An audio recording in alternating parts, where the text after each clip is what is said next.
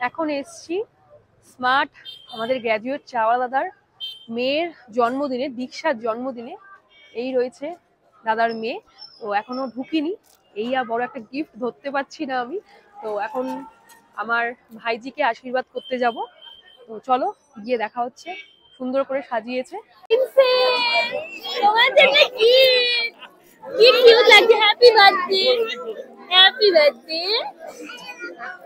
ধরতে পারছো না। এই যে নাও, আমার মা বাবা।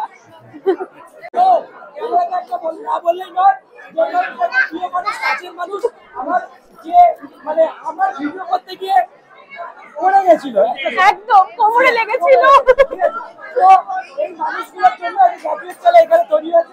শুধুমাত্র মানে দাদার কথা রাখার জন্য আমি এসেছি, ফ্লাইটের টিকিট ক্যান্সেল করে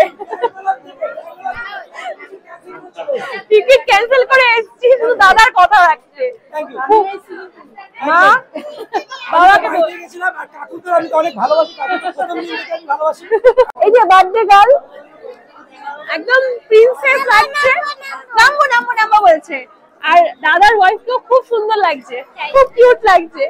স্মার্ট গ্র্যাজুয়েট চাওয়া দাদা এখানে ভিড়টা জাস্ট দেখো কি পরিমাণ ভিড়, জাস্ট দেখো। আর এই যে বার্থডে গার্ল দৌড়াচ্ছে, কিউট পুরো। এই যে বাবা আর এই যে বার্থডে গার্ল পুরো দৌড়াচ্ছে, মিথ্যি লাগছে পুরো।